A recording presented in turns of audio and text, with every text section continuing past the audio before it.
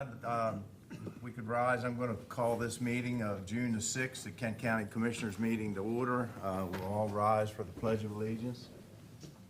I pledge allegiance to the flag of the United States of America and to the republic for which it stands, one nation, under God, indivisible, with liberty and justice for all. If we could remain standing for just a moment and have a moment of silence. Thankfully, we haven't had anything terrible here locally, but so we'll just have a moment of silence. It's kind of the beginning of summer. Hope everybody has a great, safe and enjoyable summer.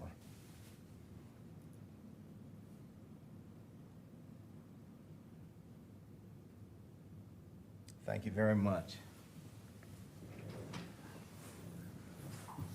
And just to get things started, everybody know what we're going to do. Obviously, this is our meeting day, but more importantly, we have our public hearing for our budget public hearing first up. After that, we'll probably take a 10 or 15 minute break, and those of you that were here for the public hearing want to leave, you can stay if you want, but I'm just going to let you know that at the end of the public hearing, we'll take a little recess for a short period of time, and then we'll start our little meeting. So, meeting announcement. There'll be time is allotted at the end of each meeting for the commissioners to receive comments from the public, and anyone that's going to testify during a public hearing will want to sign the sign-up sheet in the back. Tom Yeager, our county attorney. Tom, you want to go over the public hearing protocols? And thank you, Mr. President. Then, with your permission, after that, I will go ahead and read the public notice of the public hearing. Absolutely. It is our desire that everyone who wishes to comment be given a fair and uninterrupted opportunity to express their views to the county commissioners during this public comment period. Comments will be limited to 3 minutes in length. Comments longer than 3 minutes will be required to be submitted in writing. The board president will open the public hearing, and we'll go down the list of what has been signed.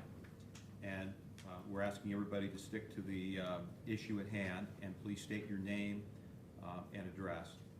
And we do respect your right and desire to convey your thoughts freely. But we ask that as a courtesy to the board and to our citizens that you respect the commissioner's request to refrain from naming citizens or name calling when offering any critique. And with respect to the public hearing, notice is hereby given that the commissioners of Kent County will hold a public hearing for the proposed FY 2024 budget on June 6, 2023 at 6 p.m. in the commissioners' hearing room of the R. Clayton Mitchell Jr. Kent County Government Center, 400 High Street, Chestertown, Maryland. The hearing is open to the public, and the public is encouraged to attend. The county offers 3 options for the public to provide input in the public hearing process. First, in person.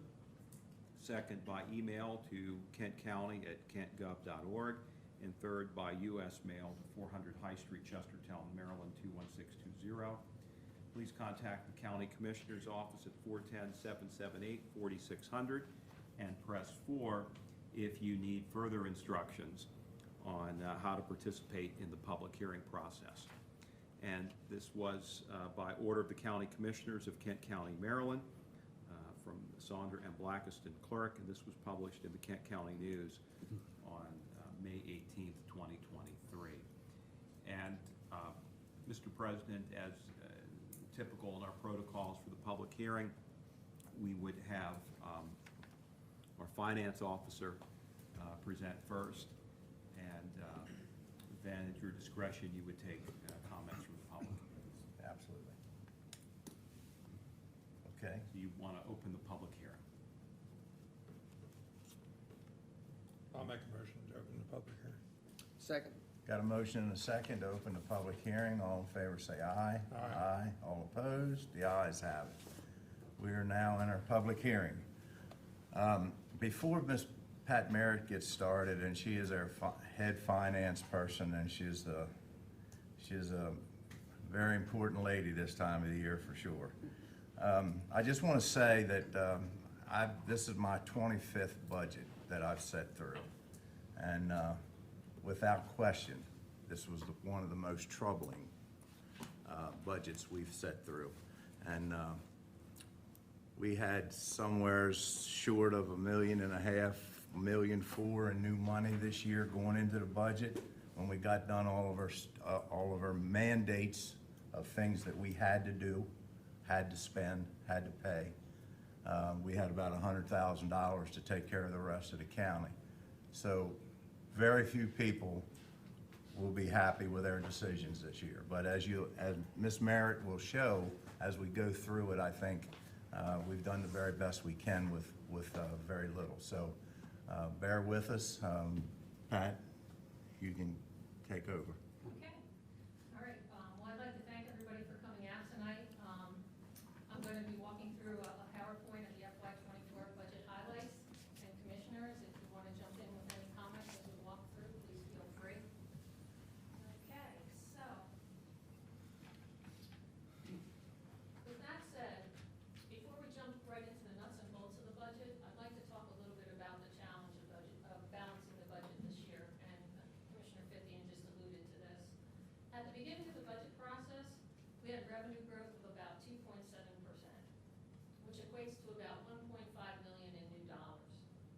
We also had spending requests that exceeded revenues by about $8.7 million. So that was the starting point of our budget process. Okay, so now let's talk about some of the specific challenges. Public school funding under the new blueprint for Maryland's future was definitely one of our challenges. Under the new formula, a minimum local appropriation and a maintenance of effort figure are calculated, and the county is mandated to fund the higher figure. So under the minimum local appropriation calculation, it resulted in a $720,000 increase over last year's funding. Under the maintenance of effort calculation, it resulted in a $979,000 decrease over last year's funding. So under the new formula, the county is required to fund the $720,000 increase over last year's funding. I think it was probably worth noting that on the maintenance of effort calculation, it did show a 48 student decline this year, but that is in the 3-year average from FY '22 to the 3-year average of FY '23. It's not the pure student numbers. And so looking ahead to the future with the Blueprint for Maryland's Future Challenge, the projections that they've issued tell us that we can expect an increase of about $11.7 million by 2034.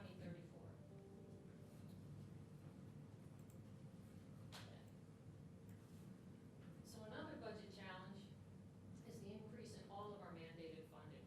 So in addition to the $720,000 that we have for public schools, we're mandated to fund an additional $617,000 to the health department and $101,000 in combination to Chesapeake College and the fire companies. So this brings the total increase in mandated funding to $1.4 million. So to recap, we had $1.5 million increases in revenue, and we have a $1.4 million increase in mandated spending. And I can't overstate enough the challenge of balancing this year's budget with $100,000 of new money to fund all governmental operations, with the exception of public schools, health, college, and the fire companies. So that's where we started. So let's talk about some of the things, some of the requests that didn't get funded. The request for public schools was the minimum local appropriation of the $720,000 plus an additional $1.6 million that they needed to fund their operations. This budget does not include that. It includes the required minimum local appropriation plus $375,000. In personnel requests, which that includes the salaries and benefits on the county side, there was a request for increases of $2 million in this area. It included 6 new positions and some increases in our benefits. The budget includes funding of $500,000, so $1.5 million less than requested. In our outside agencies, and these are organizations that county government funds, we had requests for additional funding of 1.9 million. The budget includes funding for 1 million of these requests, and of that 1 million, 700,000 is mandated, those mandated increases we talked about to the health department, the fire companies, and the college. In the capital items, we had requests for 2.3 million. The budget includes funding for 1.6 of them. And in our operating expenses, we had requests of an increase of $500,000, which was right about 7%. And the budget includes an increase of 44,000, which is a 1% increase. So how do we balance the budget? Here are some of the actions that were taken in order to balance this. First, property tax rates were restored to the fiscal year 2021 level. That gave us an additional $332,000 in revenue. We increased 911 fees, which gave us an additional $194,000 in revenue. We downsized county government by 10 positions. We used fund balance for the majority of our capital items. We asked departments to go back and reduce their operating budgets, which they did, taking them down from a 7% increase to a 1% increase. We delayed capital expenditures, things that fell into this bucket where we deferred about 43% of the road paving and surface treatment that was requested in the budget. We did things like delay about $500,000 of public works equipment. We also delayed capital projects, things like the public safety complex and the middle school. And we also delayed any new initiatives. We had several requests from agencies that we've never funded before with new programs that they would have liked us to consider. And we also had requests from municipalities for tax differential. This simply was not a year where we could fund new initiatives, so none of them are included in the budget. Okay, so now let's take a look at the nuts and bolts of what is in the budget. So if we start with the revenues, the county revenues are primarily from property and income taxes. So you can tell by the pie chart, property taxes account for the majority, 59% of our revenue. Income tax is 30% of our revenue, and all other sources of income account for about 11%. So as we previously mentioned, this budget includes some increases in our taxes and fees. The property tax was raised a penny, restored to the 2021 level. Water and sewer rates include a 4% inflationary increase, and our 911 fees were raised 75 cents. As a point of reference, here's the schedule shows where the county ranks in our primary revenue sources. So the first one is property taxes, and we are 9th in the state with our property tax rate, and we're second on the shore behind Cecil. And these are last year's rates. Everybody's not published this year's rates, so once all the budgets are adopted, we'll know where we stand in '24. County income tax. Kent County is one of 11 counties in the state that has adopted the highest income tax rate of 3.2%.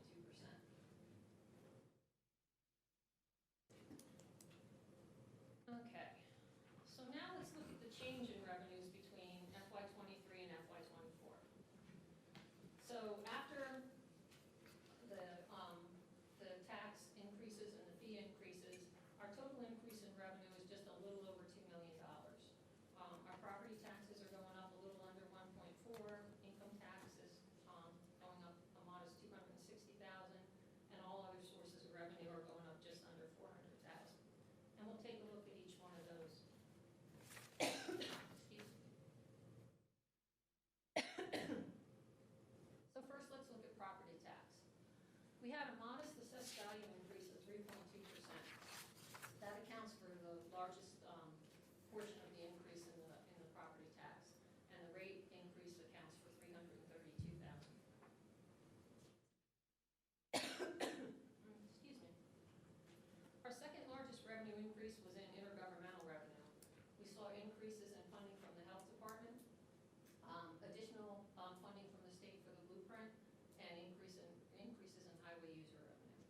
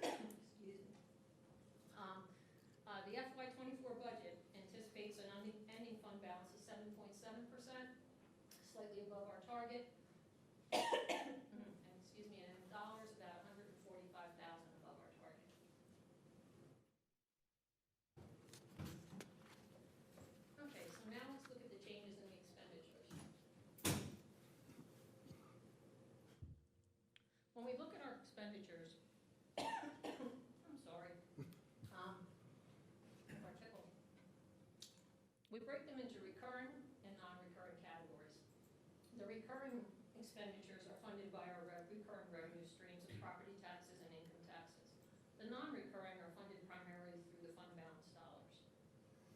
Our recurring revenue or expenditures are going up 2.5, and our non-recurring are decreasing a little under 3.8. So our expenditures in total are going down just a little over 1.2 million. So if we look at the expenditures a couple different ways, these are the expenditures by function, and the bars indicate from highest to lowest. If you look at functions of government, the largest function that we fund is public schools at just a little under 20 million. Next largest category is public safety, just under 14 million. Then general government, and you can see the rest of the categories laid out there. If we look at them by category, we still have public schools at the top at just under 20, but our next largest category would be salaries, a little under 14 million, and then benefits, operating, and allocations. So you can kind of see the spread by category there.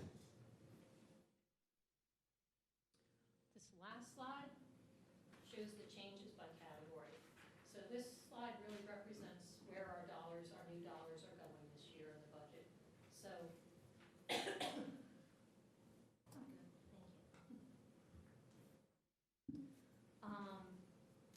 so public schools is going to see an increase of a little over $1 million.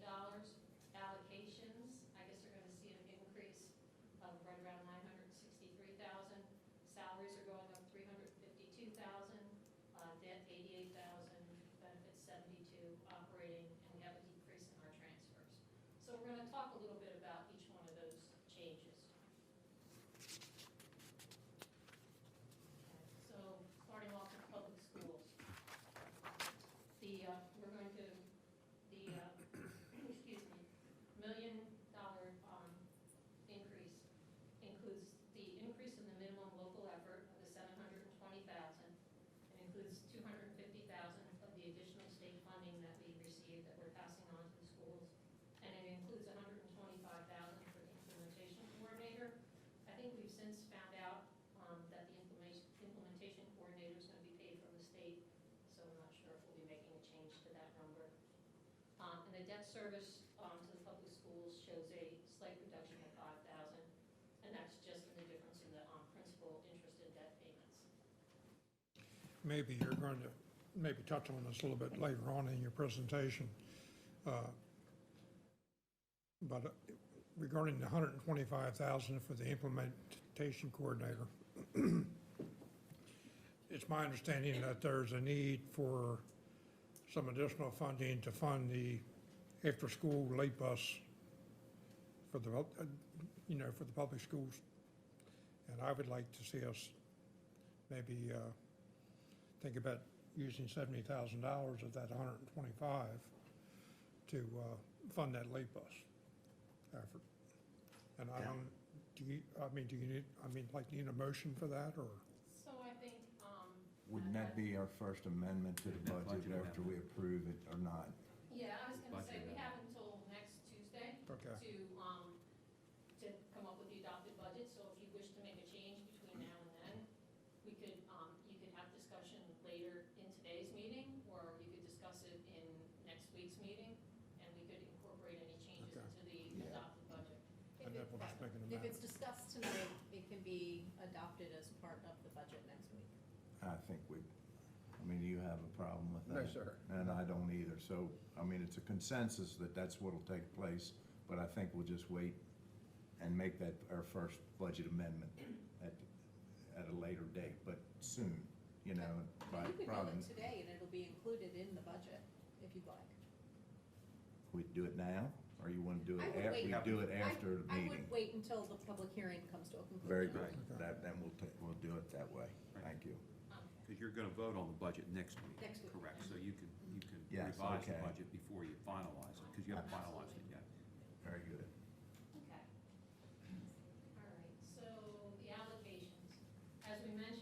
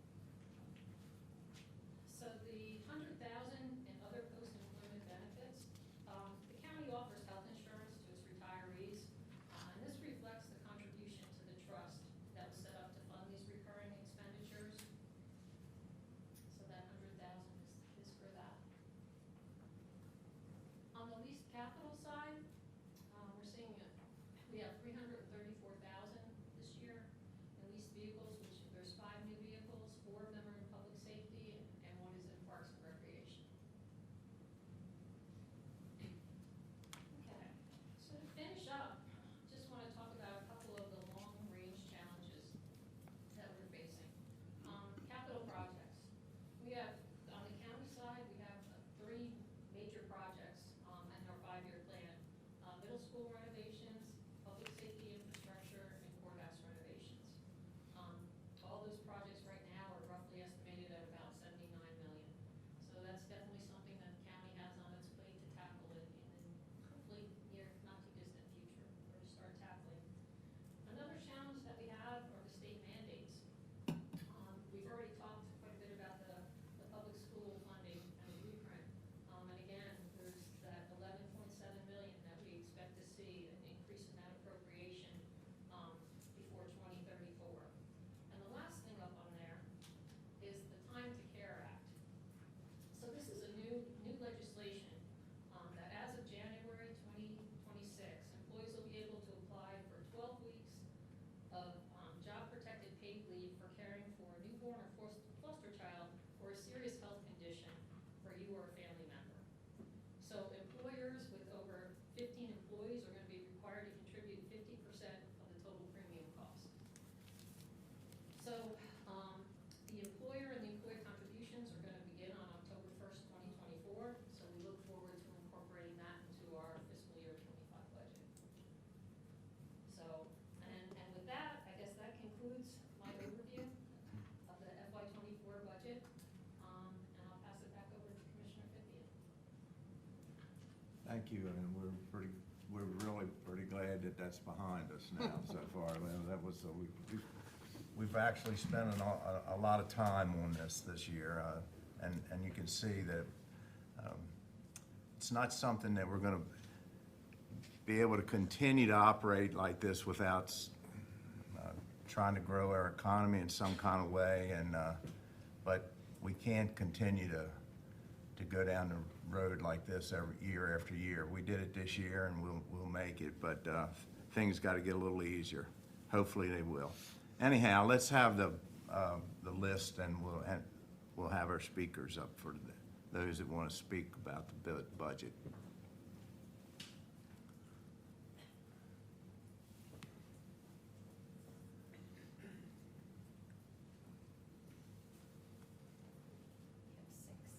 All righty. Mr. Cliff Coppersmith from Chesapeake College. How are you, sir? I'm good, sir. Nice to have you here. It's good to be here, Mr. President and Commissioners. I just simply want to thank you all and also our support staff that make possible for what we do at the college. Actually, 5 years ago, coming to visit you back with the commissioners in place at that time, including Mr. Fithian, was my first official function as the new president of Chesapeake, so it's hard to believe I've been here 5 years. But I do really appreciate the time that I get to spend with you all talking about what the college does. But I just want to thank you and the citizens of Kent County for supporting Chesapeake. We got some great news. Enrollment is significantly increased for summer. We're at 30% FTE and headcount, and fall is also looking very good at about the same number. So what we're seeing, our students are finally coming back to us. They're finally back on campus. They're interested in being on campus in classes and labs. We've made significant progress on workforce and program development that you are all aware of. But we could not do that without the support from our support counties. And I just want to thank you all for your service and leadership and the support you give the college and to me as the president. So that's what I wanted to say this evening. But I also want to make sure our citizens of our counties understand how much we appreciate the support they render in terms of their support for revenues and taxes. I know myself that budget process is very challenging these days, and appreciate the efforts you've made to support Chesapeake this year. So thank you very much. By the way, my address is 145 McKinney Lane in Centerville, Maryland. Thank you, sir. Thank you. Bill Shreves from Upper Shore Region. Upper Shore Aging, and Andy Hollis. Good evening. I'm Bill Shreves, and I'm president of the board of Upper Shore Aging, and I live at 9243 New Road in McDaniel, Maryland. I just want to personally and on behalf of Upper Shore Aging thank the commissioners for their commitment to the 6,500 seniors of Kent County. By supporting our budget, you will allow us to provide the services needed for those, a total of 36% of the total population of the county. So thank you for the effort, and I know from seeing the budget that this was not an easy thing for you to do. Thank you. Thank you. So just quickly, gentlemen, so I did 17 county budgets in my old life. I am sobered by the magnitude of what you have had to deal with. I honestly had no idea of the severity of the struggle. That only further highlights to me how appreciative we are of what you've done for Upper Shore Aging and the seniors in this county in light of what little flexibility and financial dollars you had available. So this is coming from the heart. I know what a struggle it was, and we sincerely appreciate it. And my promise to you is that we will do everything to increase and enhance our offerings to make sure the seniors of Kent County are well taken care of. So thank you. Well, thank you both for coming in. It means a lot to have you come in. So we appreciate the work you all do, and we're glad to be able to do as much as we did. Thank you. Thank you very much. Thank you. Our Superintendent, Ms. Karen Couch, Kent County Public Schools.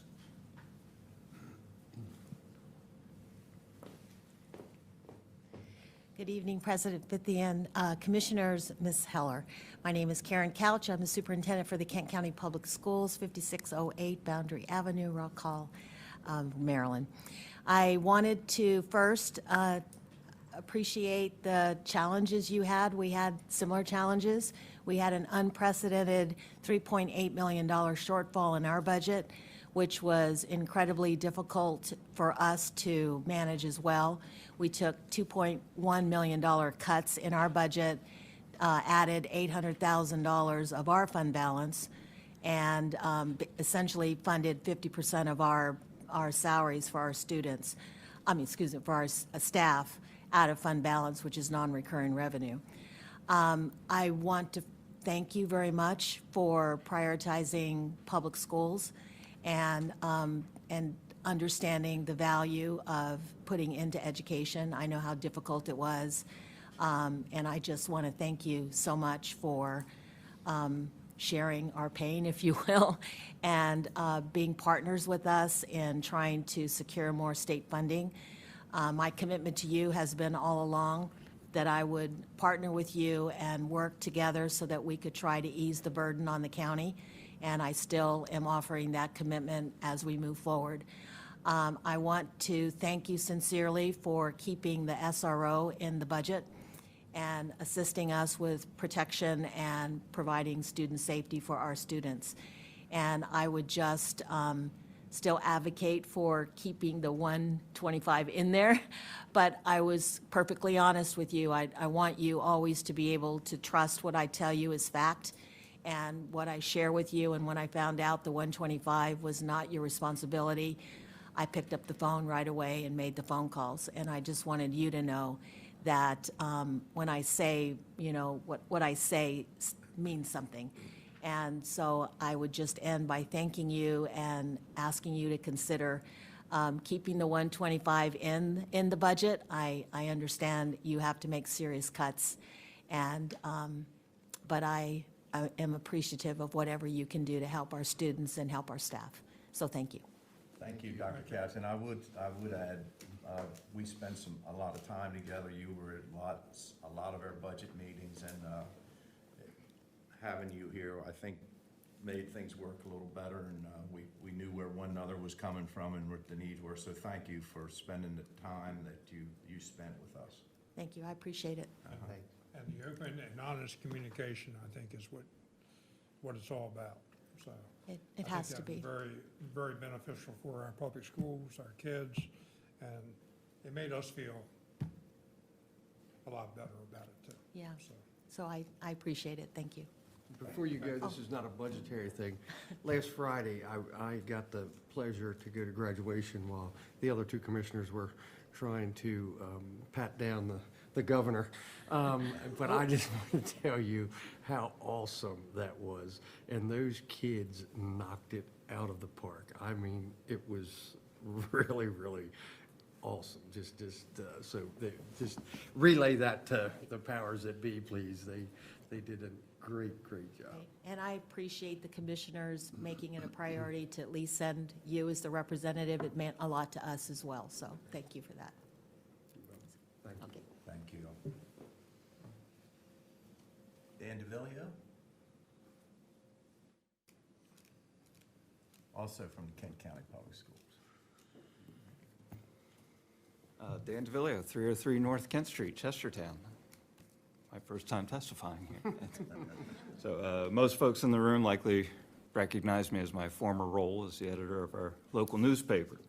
Less than 2 years ago, I made the switch and joined Kent County Public Schools. Public education's always been very important to me. My mother was a teacher just down the road there in Talbot County.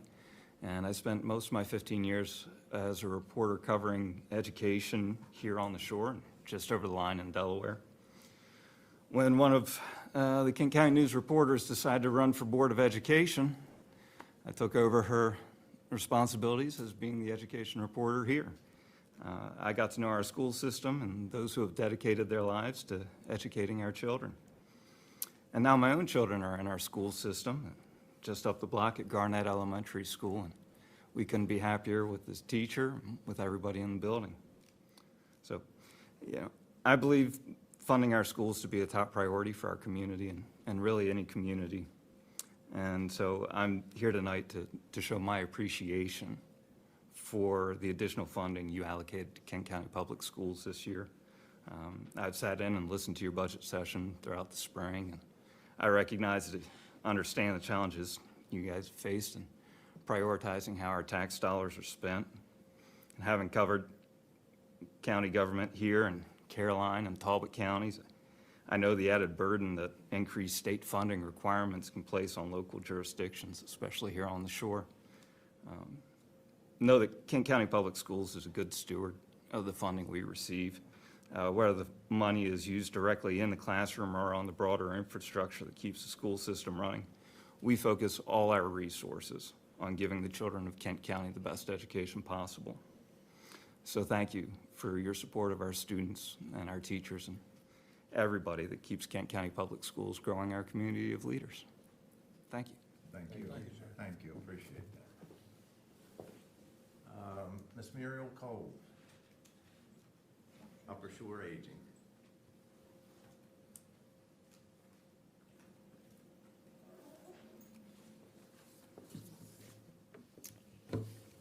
Okay.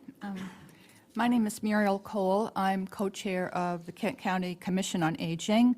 My address is 501 East Campus Avenue, Chestertown.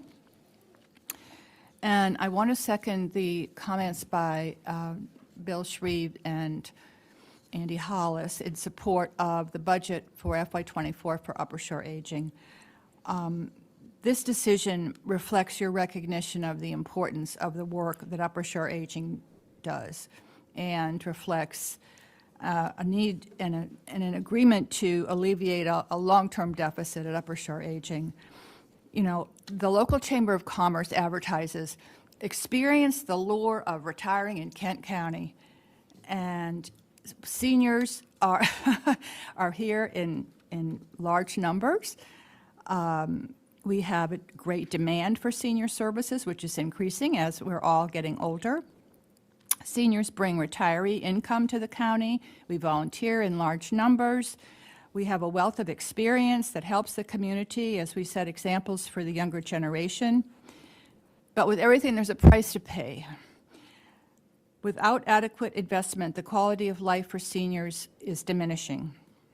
Upper Shore Aging is the first and the foremost focal point for information on assisted living, on Medicare counseling, senior center activities, moderate income housing, nursing home watchdog, a host of senior services. And our county's budget reflects its priorities. We appreciate your attention and your support to seniors here this year. And in spite of anticipated restrictions, we ask that you please continue to be mindful of the needs of seniors. Thank you.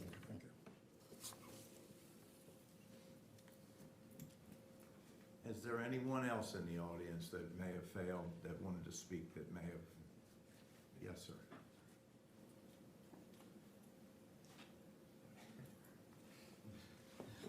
Sorry, thank you. I'm John Schratweiser. My address is 25999 Lambs Meadow Road, Wharton.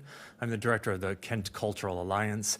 And I was afraid to get up and say thank you because I thought this would be a room full of, why didn't you fund me? So well done, everybody. But I did just want to say thank you. For the increase to the Kent Cultural Alliance, I realize that we're such a very, very small component of the budget, but the simple motion of increasing our budget by the amount that you were able to give us does show the commitment to the fact that the arts are part of the economy of this county. As we fund the programs such as what is happening right now with the National Music Festival, with 200 young people living and creating in this county for the next 2 weeks. You can't get into a restaurant, you can't get into a coffee shop, and just think of all that extra revenue. I mean, those are some of the basic facts of the impact of the arts on the economy.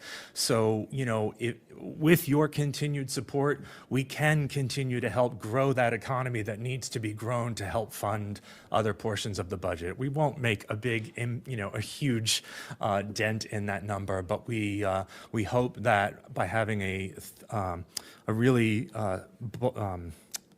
successful and bold creative community here, that not only are we going to drive local economy, but we're going to drive more and more people to this county as a place they want to live and work and retire. So thank you very much. Thank you so much. Thank you very much, and believe me, every little bit helps. Yes, sir. Yes, sir. Now, I guess that if no one else